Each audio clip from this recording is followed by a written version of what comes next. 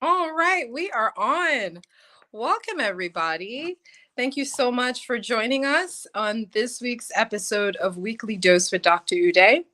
I have a treat for you. We're actually going to be talking about calcium levels, and it's actually going to be low calcium levels.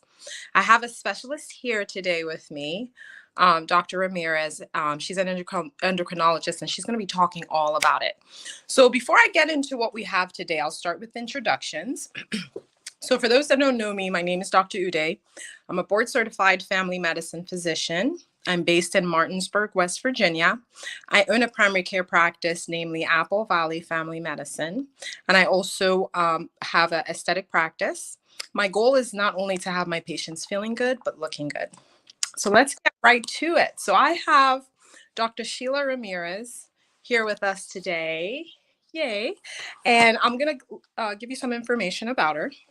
She is she's board certified in endocrinology, diabetes, and nutrition. She's also board certified in obesity medicine. She's the co-owner of Novus Healthcare, where she practices full time.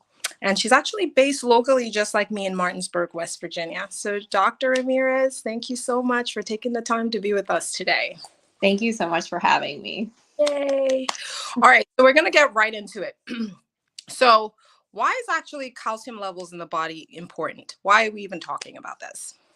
So calcium levels are very important for a wide variety of reasons. One Yes. of the calcium help your heart pump and beat appropriately. It helps your muscles, and we talk a lot about calcium with bone pathologies and osteoporosis and bone mineral density. So those are the main important reasons. Guys, calcium affects a lot of things. So now, particularly, we're talking about low calcium levels. So, what would be the symptoms of low calcium levels? The low calcium level symptoms can range from something very non-specific like fatigue. You can have muscle cramps. You can have some twitching, um, and it could be as severe as having arrhythmias, palpitations, chest pain, even seizure disorders. So those are that's the wide variety of reasons, and especially when once you have a seizure disorder, you may want to double check your calcium to make sure that there's not a correctable cause for that. Wow. So, there are some serious complications. Now, what would you say causes it from your perspective? There's a lot of reasons that you can have a calcium problem for. The main thing I see is people that have had a thyroid surgery for any reason. So they get their thyroid removed. Behind the thyroid, we have four little glands that most people don't talk about, which are the parathyroids.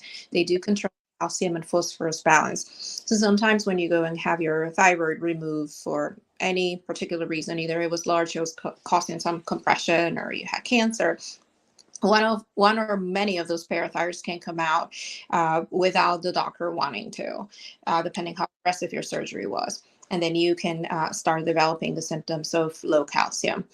Other reasons like low magnesium can also cause low calcium. When somebody has inflammation of the pancreas, that pancreatitis, sometimes one of the initial symptoms are the symptoms of low calcium. Renal failure, low vitamin D. So a variety of reasons. Absolutely. And then, how is it diagnosed? Is a very easy test. It's just a blood draw, and they'll check for your calcium level. I usually recommend to have many other levels checked with that, which are your kidney test, and also have your albumin test. That's like a test for protein, because that protein level is used to interpret your calcium level. And all of those are an easy one panel test. Gotcha. And then, how is it treated? So we try to identify the cause for the low calcium, but yes, you're going to need a little bit of calcium added. Depending on the level, you may need it oral. If it's a severe setting, you may need it through your veins. But most of the time, is the oral calcium. For my patients that have had their parathyroids removed and have a problem with those glands, they also may need a extra doses of vitamin D, and that's pretty much how we treat it. Awesome. And then are there any complications from having low calcium blood levels?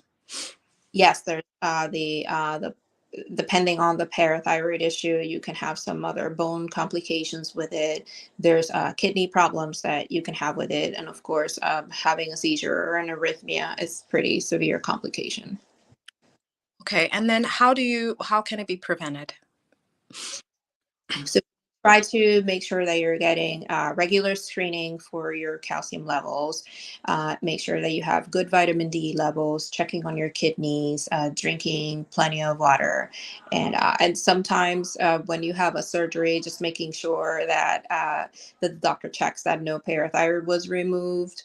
And but that's most of, especially the doctors around here, are really good about that. They double check on the pathology, making sure, and they that's why they keep some patients in the hospital for observation for a day or so, just to make sure their calcium doesn't go low or they don't have complications once they get home. But keep in touch with your doctor if you have any of the symptoms that we talked about, those cramps and spasms or any chest pain, and the doctor will be able to identify that. Yay. So, guys, you've heard it from the expert. So, it's something that can be easily checked and prevented. Now, Doc, I'm going to switch gears. This is going to be a little bit more about you. So, this is a question I ask everybody. Why do you do what you do? Um, since I have an aunt, she's a doctor, and she's I was in touch with her a lot, so Oh, I've always known her quite a bit. And there's my other aunt who has hypothyroidism, oh, and always dealing with her Centroid. So I've been reading about Centroid forever and seeing winter oh, dose and things like that. So both of them inspired me to do what I do. I like to see results, and endocrinology is wonderful in that. You change something, you see a result. So I'm a results driven person. So it's really nice to see people getting better. that's so cool. Now, the other one, this is now completely left. So, I usually say or ask if you could advise or say something to your 20-year-old self with all the experiences that you've had so far, what would that be? I think that one of the things that I regret is that I didn't start exercising sooner. I You're 20, it's kind of easy to, we're focused on weight control and how we look and not that much on how we feel. But I would have said, you know what, it's gonna be hard and you're gonna feel a shorter breath. But yes, you will be able to do that if you keep up. You That's all. be so So, that would tell myself. yeah, I always love asking that question because there could be somebody out there that benefits from it.